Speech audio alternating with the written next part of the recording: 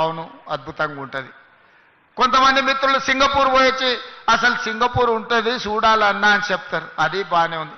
మీరు అందరు చాలా మంది దుబాయ్ చూసిటారు, అబ్బా దుబాయ్ ఉంటుంది కదా అని మీరు చెప్తారు. నేను అడుగుతూ నీడు ఉన్నోళ్ళందరినీ మీ ద్వారా తెలంగాణ 4 కోట్ల సమాజాన్ని ఎన్నాళ్ళు న్యూయార్క్ గురించో టోక్యో గురించో సింగపూర్ గురించో దుబాయ్ గురించో గొప్పలు చెప్పుకుంటూ మేము చూసినామని చెప్పుకోవడం కంటే మనం భారత్ ఫ్యూచర్ సిటీ వాటితో పోటీ పడే విధంగా నిర్మించుకోవాలని ఆలోచన చేయాలన్నా లేదా మీరు ఒక్కసారి ఆలోచన చేయండి. నాకు 10 సంవత్సరాలు ఇవ్వండి, న్యూయార్క్లో ఉన్నోడు కూడా భారత్ ఫ్యూచర్ సిటీ నేను చూసి వచ్చినని చెప్పుకునే విధంగా ఈరోజు ఈ నగరాన్ని నిర్మిస్తా. రేపు పొద్దుగాల మీరు గొప్పగా ఎక్కడుంటావు నువ్వు, నీ ప్రాంతం ఏది అంటే నాది భారత్ ఫ్యూచర్ సిటీ అని మీరు చెప్పుకునే విధంగా దీన్ని తీర్చిదిద్దే బాధ్యత మా ప్రభుత్వం తీసుకుంటుంది, నా సహచర మంత్రివర్గ సభ్యులు తీసుకుంటారు.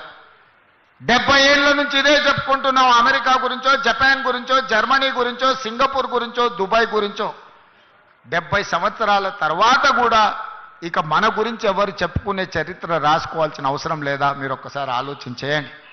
అవును, ఇంత పెద్ద అభివృద్ధి జరిగినప్పుడు కొంతమందికి ఏదైనా నష్టం కష్టం వచ్చి ఉండొచ్చు. వాళ్ళ నష్టాన్ని కష్టాన్ని అర్థం చేసుకొని వాళ్ళని ఆదుకునే బాధ్యత మా ప్రభుత్వం చేస్తుంది. మీ ఇంట్లో పట్టాలు పెండింగ్ ఉండే నేను మాట్లాడి కేఎల్ఆర్ గారితో మాట్లాడి అధికారులను పంపించి అందరి ఇండ్ల పట్టాలు ఇవ్వండి, వాళ్ళని కూర్చోబెట్టి వాళ్ళని ఆదుకోండి, వాళ్ళందరికీ ఇందిరమ్మ ఇండ్లు ఇవ్వండి, అదనంగా 5-5 లక్షల రూపాయలు వాళ్ళు కట్టుకోవడానికి వస్తాయి. 3-4 ప్లాట్లు ఉంటే ఒక దగ్గరనే ఇవ్వండి, ఒక పెద్ద ఇల్లు వాళ్ళు కట్టుకోవడానికి ఉంటుంది. వాళ్ళకి హాస్పిటల్ ఇవ్వండి, వాళ్ళకి అడ్వాన్స్ టెక్నాలజీ సెంటర్ ఇవ్వండి, వాళ్ళ పిల్లలకు సాంకేతిక నైపుణ్యాన్ని పెంచుదాం, వాళ్ళ పిల్లలకు ఈ భారత్ ఫ్యూచర్ సిటీల్లో ఉద్యోగ ఉపాధి అవకాశాలు కల్పిద్దామని చెప్పి నేను మా మంత్రులకు సూచన చేసిన. మిత్రులారా, ఇవాళ ఒక గొప్ప నగరాన్ని నిర్మించడానికి ఒక్క గొప్ప నగరానికి ఏముండాలి?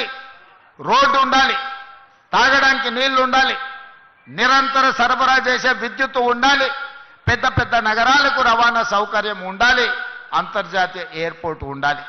మరి భారత్ ఫ్యూచర్ సిటీకి ఏం తక్కువ ఉన్నదని నేను అడుగుతున్నా. ఇవాళ భారత్ ఫ్యూచర్ సిటీకి అంతర్జాతీయ ఎయిర్పోర్ట్ శంషాబాద్లో లేదా కూతవేటు దూరంలో ఇవాళ మనం వేసుకునే రోడ్డు ఇవాళ ఈ ఫ్యూచర్ సిటీకే కాదు, ఫ్యూచర్ సిటీ నుంచి శ్రీశైలం వరకు ఇవాళ 100 మీటర్ల రోడ్డు వేస్తున్నాం. ఇవాళ ఈ ఫ్యూచర్ సిటీని బెంగళూరుకి అనుసంధానం చేసుకుంటూ రోడ్డు వేయడమే కాదు, బుల్లెట్ ట్రైన్ తీసుకురావడానికి కేంద్ర ప్రభుత్వాన్ని ఒప్పించినాం. ఇవాళ ఆంధ్రప్రదేశ్ ముఖ్యమంత్రి గారు అంటున్నారు మేము అమరావతి కట్టుకుంటామని. ఆ అమరావతికి అనుసంధానం చేసుకుంటూ మచిలీపట్నం పోర్టు ఒకప్పుడు నిజాం ఉన్నప్పుడు మనతో ఉండేది. ఇవాళ తెలంగాణకు పోర్టు లేదని మనం ఎప్పుడు అనుకుంటాం. దక్షిణ భారతదేశంలో పోర్టు లేని రాష్ట్రం ఒక తెలంగాణ రాష్ట్రమే.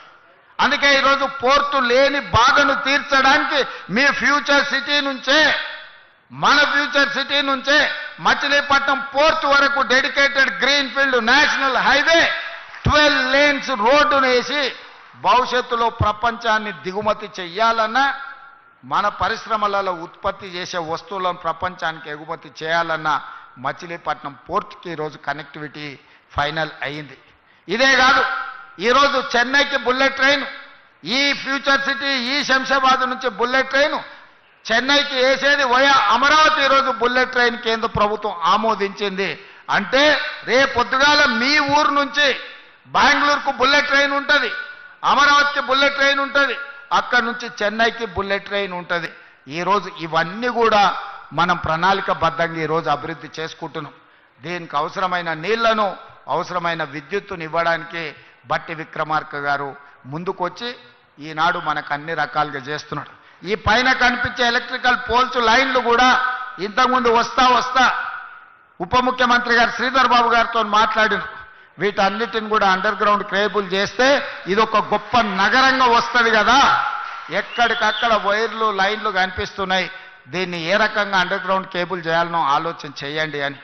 ఈ రకంగా ఈ నగరాన్ని అభివృద్ధి చేయాలని ఆనాడు కులీ కుతుబ్షాయి ప్రజలతో నిండి ఉండాలి అని కోరుకున్నాడు. కానీ నేనేం కోరుకుంటున్నా భారత్ ఫ్యూచర్ సిటీలో అంటే ప్రపంచంలో 500 ఫార్చ్యూన్ కంపెనీస్ అని ఉంటాయి.